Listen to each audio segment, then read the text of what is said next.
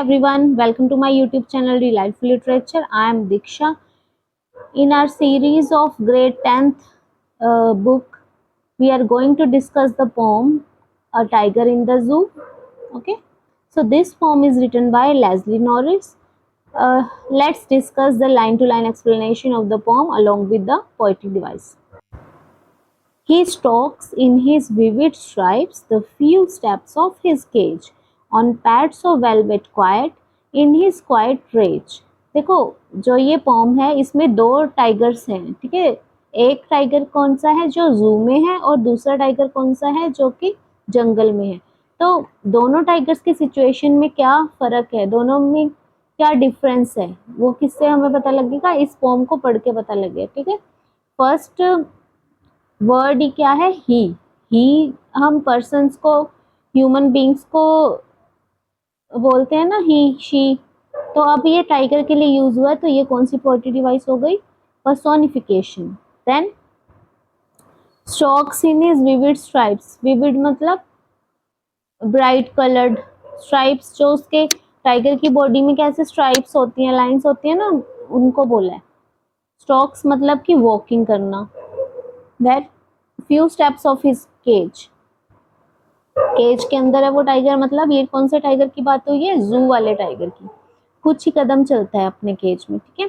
On pads of velvet quiet in his quiet rage, pads of velvet quiet किसको बोल रहे हैं, जो पोज हैं टाइगर के, ठीक है, वो नीचे वाली साइड से वेलवेट की तरह सॉफ्ट होते हैं, इसलिए बोला है। इन हिज क्वाइट रेज, अब देखो क्वाइट और रेज दो एक ऐसे वर्ड्स हैं जो एक दूसरे के ऑपोजिट हैं, बट फिर भी उनका क्या हुआ है, यूज हुआ है, ठीक है। अगर हम दो ऑपोजिट वर्ड का इकट्ठे एक जगह में यूज कर लेते हैं तो वो कौन सी पोएट्री डिवाइस हो जाती है, ऑक्सीमोरोन, ठीक है। क्वाइट रेज इस कौन सी डिवाइस है, ऑक्सीमोरोन। ही जो यूज हुआ है वो कौन सी पोएट्री डिवाइस है हमारी, पर्सोनिफिकेशन, ठीक है। देन इसके अलावा देखो पैड्स ऑफ वेलवेट, ये कौन सी पोएट्री डिवाइस हो गई हमारी, मेटाफर, ठीक है। मेटाफर क्या बताया था आपको, दो पोएट्री डिवाइस बताई थी, one was metaphor and other was simile. Simile में एज और लाइक का यूज करके दो डिफरेंट चीजों को कंपेयर किया था, और मेटाफर में विदाउट यूजिंग एज और like we compare two things. On pads of velvet quiet, जो उसके पोज हैं टाइगर के, उनको वेलवेट से कंपेयर किया हुआ है, बट लाइक और एज का यूज नहीं किया। तो ये कौन सी पोएट्री डिवाइस हो गई हमारी, मेटाफर, ठीक है। फर्स्ट जो स्टैंजा उसमें कितनी सारी पोएट्री डिवाइसेस आ गई। अब देखो फर्स्ट स्टैंजा के हम क्या देखते हैं, राइम स्कीम देख लेते हैं। Stripes, cage, quiet, rage. Cage और रेज दोनों राइम कर रहे हैं, स्ट्राइप्स और क्वाइट नहीं कर रहे, स्ट्राइप क्वाइट ये भी नहीं कर रहे थे, ठीक है। तो ये क्या हो गया, अब इसका वो बनाओ आप, ए बी सी और केज और रेज बी, ठीक है, ए बी सी बी, ठीक है। इसके बाद हम आ जाते हैं, अब इसके अलावा एक और पोएट्री डिवाइस है हमारी केज से। केज क्या होता है, पिंजरा होता है ना। केज किसको सिंबलाइज कर रहा है, कैप्टिविटी को, कि उसको वहां पे कैप्टिवेट करके रखा हुआ है, उसको बांध के रखा हुआ है टाइगर को वहां पे, उसको कोई भी आजादी नहीं है। तो ये सिंबोलिज्म है, ठीक है। केव सिंबलाइज कर रहा है टाइगर की कैप्टिविटी को। Come to the second stanza, he should be lurking in shadow, sliding through long grass, near the water hole where plum deer pass. He should be lurking in shadow, मतलब उसे तो shadows में, वो कैसा होगा, shadows में छुपा हुआ होना चाहिए, ठीक है। बड़ी बड़ी ग्रास होगी उसकी शैडोज में छुपा होगा। स्लाइडिंग थ्रू लॉन्ग ग्रास, लंबी ग्रासेस की शैडो में, परछाई में वो छुपा होगा। नियर द वाटर होल, कहाँ पे छुपा होगा, कोई वाटर होल होगा जहाँ पे पानी का कुछ स्रोत होगा, ठीक है, वहां पे छुपा होगा। वेयर प्लम डियर पास, ऐसी जगहों में ही पानी पीने के लिए कौन आता है, plump deer. Plum means healthy, हट्टा कट्टा डियर आता है वहां पे, ठीक है। अब इस स्टैंजा से हमें क्या पता लग रहा है, ये जो टाइगर की बात है, ये टाइगर कहाँ पे है हमारा, जंगल में है, ठीक है। अब इसमें पोएट्री डिवाइस देखो, सेकंड स्टैंजा की सेकंड लाइन से थर्ड फोर्थ लाइन तक देखो, सेकंड और थर्ड लाइन के बाद कुछ भी कॉमा या फुल स्टॉप का यूज नहीं है, सीधा जाके लास्ट में है, ठीक है।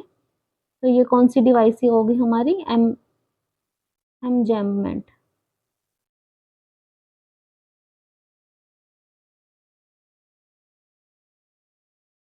एनजैम्बमेंट, ठीक है। इसका मतलब होता है विदाउट एनी पॉज और एनी पंक्चुएशन मार्क्स, जो हमारी लाइंस है वो कंटिन्यूअसली चलती जा रही हैं, ओके। देन नेक्स्ट हमारा थर्ड स्टैंजा देखो, he should be snarling around houses at the jungle's edge, wearing his white fangs, his clothes, terrorizing the village। इससे क्या पता लग रहा है, उसको क्या करना चाहिए था, हाउसेस के पास गुर्राते हुए जाना था, जंगल के किनारों पे। Bearing his white fangs, white fangs मतलब जो उसके टीथ्स होते हैं साइड वाले, ठीक है, ठीक है, वो दिखाते हुए। बेयरिंग मतलब दिखाते, शो करते हुए, और हिज क्लोज अपने पंजे दिखाते हुए। टेरराइजिंग द विलेज, विलेज में जितने भी लोग हैं, विलेजर्स हैं, सबको डराते हुए उसको वहां जाना चाहिए था। But he is locked in a concrete cell, his strength behind bars। But in reality क्या है, वो एक कंक्रीट सेल में, एक छोटे से एरिया में कैद है, और उसकी जो स्ट्रेंथ है वो पिंजरे के पीछे क्या है, छुपी हुई है। उसकी स्ट्रेंथ को पिंजरे के अंदर कैद करके रखा हुआ है। Stalking the length of his cage, और वो अपने केज की लेंथ को ही कितनी दूरी है बस उसको ही नाप रहा है। इग्नोरिंग विजिटर्स, और जो भी विजिटर्स हैं वहां पे जू में उसको देखने आए टाइगर को, उनको वो क्या कर रहा है, इग्नोर करता है, ठीक है। तो इन रियलिटी उसकी सिचुएशन ये है, बट उसको करना क्या चाहिए था, जंगल के किनारों में, नदी के पास, और विलेजर्स को डराना था, और प्लम डियर का वेट करना था, ठीक है, शिकार करने के लिए। इसमें हमारी एक पोएट्री डिवाइस है मेटोनमी, ठीक है। मेटोनमी किसके लिए यूज हुआ है, हमारा स्ट्रेंथ वर्ड के लिए। स्ट्रेंथ एक जस्ट वर्ड नहीं है, स्ट्रेंथ का मतलब है पूरी फिजिकल जो स्ट्रॉन्गनेस है, फिजिकल स्ट्रेंथ जो टाइगर की है, पूरे टाइगर की पर्सनैलिटी, टाइगर के लिए यूज हुआ है स्ट्रेंथ वर्ड, ठीक है, पूरी बॉडी के लिए। मेटोनमी का मतलब होता है एक छोटे से वर्ड से पूरी कोई बड़ा सा आइडिया पेश करना, ठीक है। अब नेक्स्ट देखो, last paragraph, he hears the last voice at night, the patrolling cars, and stairs with his brilliant eyes at the brilliant stars. Last में वो क्या कर रहा है, लास्ट वॉइस उसको किसकी सुनाई देती है, पेट्रोलिंग कार्स की, जो गश्त लगाने के लिए आते हैं ना रात को जू में, कि कोई पिंजरा खुला तो नहीं रह गया, कोई जानवर बाहर तो नहीं निकलने की कोशिश कर रहा, उनकी बहुत ज्यादा निगरानी रखनी पड़ती है, ठीक है। And stairs with his brilliant eyes, अपनी ब्रिलियंट आईज से वो किसको देखता है, किसको ध्यान से देख रहा होता है, स्टार्स को देख रहा होता है। तो इससे क्या मतलब, वो क्या देख रहा है, नेचर को देख रहा है, और अपनी जो उसकी कंडीशन है उसके बारे में कुछ सोच रहा है, कि वो कैसे उसको जंगल में रहना था और कैसे अब वो एक जू में कैद है, ठीक है। अब देखो, इसमें थ्री इमेजरी की यूसेज है, विविड स्ट्रिप्स में और लर्किंग इन शेडोज में, जो हमने पिछले स्टैंडर्स किए ना इमेजरी में, वो आ जाते हैं। लर्किंग इन शेडो, इमेजरी क्या होती है, जिससे हम हमारी फाइव सेंसेस का यूज करके इमेजिन करते हैं, ठीक है। अब लर्किंग इन शेडो, हम अपने, जब हम ये सोचते हैं कि टाइगर शेडोज के पीछे, ग्रास के पीछे छुपा होगा शिकार ढूंढने के लिए, तो हम अपने दिमाग में इमेजिन कर सकते हैं ना वो इमेज टाइगर की, तो वो ये इमेजरी है।